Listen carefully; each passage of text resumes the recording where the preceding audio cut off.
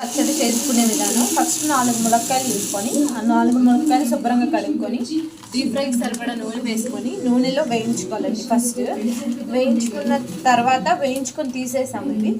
తర్వాత తాలింపుకి ఒక 10 వెల్లుల్లి రెబ్బలు తీసుకొని ఇలాగే మనం ములక్కాయలు వేయించిన దాంట్లో వెల్లుల్లి వేసుకోవాలి. వెల్లుల్లి వేసుకున్న తర్వాత కరివేపాకు పక్కన పెట్టుకోవాలి. వెల్లుల్లిపాయ వేసిన తర్వాత ఇప్పుడు మనం పచ్చడికి పెట్టబోయే తాలింపుని ఫస్ట్ సిద్ధం చేసుకుంటున్నాం. తర్వాత 2 టేబుల్ స్పూన్స్ తాలింపులు వేసుకోవాలి. పచ్చెనపప్పు ఇంకా ఉంటాయి కదా అన్నీ. సో తాలింపులు ఒక 4 టీ స్పూన్స్ వేసుకుని 5 వేసారండి సరిపడంత.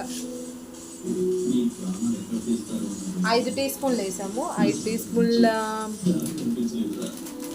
తాలింపులు వేసిన తర్వాత అవి ఇంకా మంటను మీడియం ఫ్లేమ్లో పెట్టుకొని ఫస్ట్ మనం ఇలా తిప్పుతా. ఫస్ట్ తాలింపు అయిపోయిన తర్వాత ఇది ఇలా ఉడుకుతూ ఉండగానే మనం ఫస్ట్ ముందుగా ములక్కాయలు తీసుకున్నాం కదా, ఆ ములక్కాయల్లోకి ఫస్ట్ సరిపడంత ఉప్పు వేసుకోవాలి. అంటే కొంచెం ఎక్కువే, 4 ములక్కాయలకు సరిపడా కొంచెం ఇంత వేసుకోండి. సరిపడా అంత ఉప్పు వేసుకున్న తర్వాత బాగా ఇలా కలపాలి. బాగా ఉప్పు మొత్తం ముక్కలోకి పట్టేలాగా కలుపుకోవాలి. ఇప్పుడు మెంతిపిండి కొలతల ప్రకారం చూపిస్తాను చూడండి. ఒక కప్ వేసేయండి మెంతిపిండి. ఆవపిండి 2 మిక్స్ అయ్యి ఉన్నాయి. 2 కలిపి 2 కప్పులు తీసుకున్నాము మేమైతే. 4 ములక్కాయలకు సరిపడా పచ్చికారం అదే గిన్నెతో ఇంకో 2 స్పూన్స్ వేసుకోవాలి. గిన్నెలు వేసుకోవాలి. 2 గిన్నెలు వేసుకోవాలి. చింతపండు గుజ్జు వేసిన తర్వాత కారం వేసాం కదండి, వేసిన తర్వాత బాగా కలుపుకోవాలి.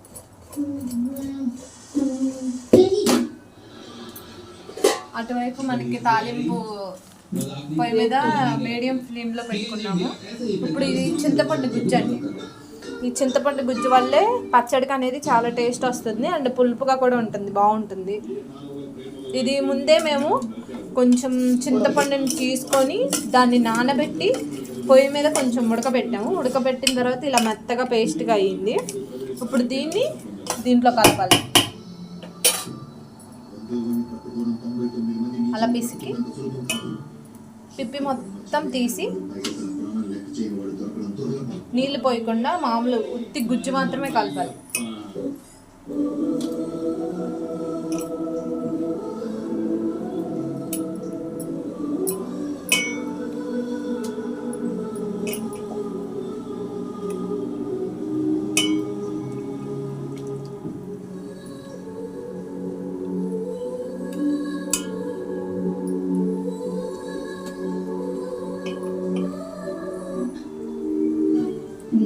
పిప్పి మొత్తం తీసేయాలండి. మొత్తం గుజ్జు మాత్రమే వేసుకోవాలి.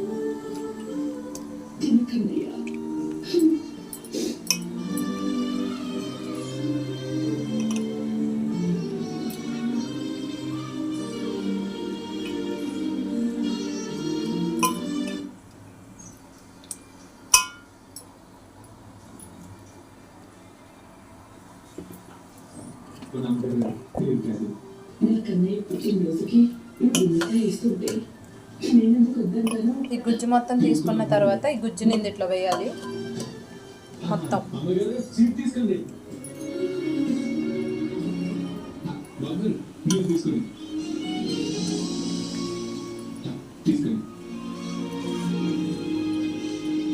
వేసుకున్నాక చూసారా ఎంత కలర్ఫుల్గా ఉందో.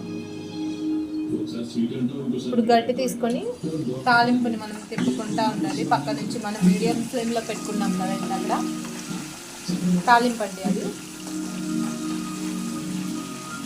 అంటే ఇదే పచ్చడిలోకి తాలింపును పచ్చడి 2 ఒకే సరిపోతాయని తాలింపు పక్కన పెట్టుకున్నాం.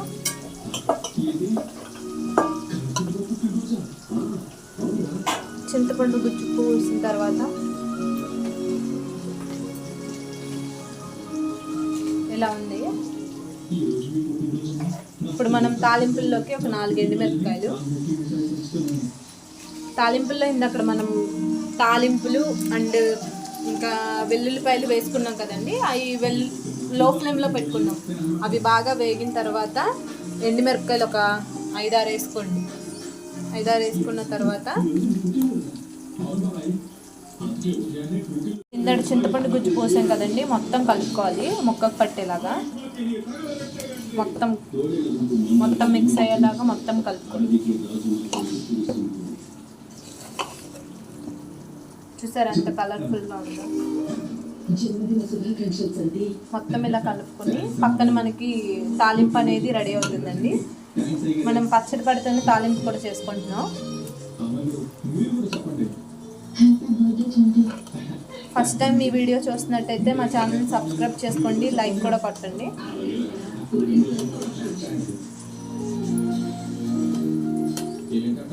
చూసారా ఎంత కలర్ఫుల్గా ఉందో.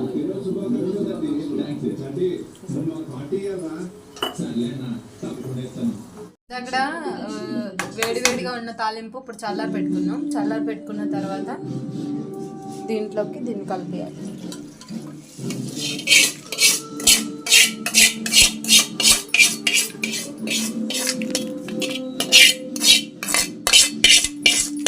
తాలింపు కలుపుకున్న తర్వాత మన పచ్చడి రెడీ అయిపోయింది. చల్లారి పెట్టిన తర్వాత మాత్రమే కలుపుకోవాలి, లేకపోతే పచ్చడి కొంచెం పాడవుతుంది. ఇది ఒక 2 నెలలు 3 నెలలు ఉంటుంది పచ్చడి, నిల్వ పచ్చడి. మేము కొద్దిగా పట్టుకున్నాం కాబట్టి మ్యాక్సిమం ఒక నెల రోజులు నిల్వ ఉండొచ్చు. 1 నెల రోజులు నిల్వ ఉండొద్దండి.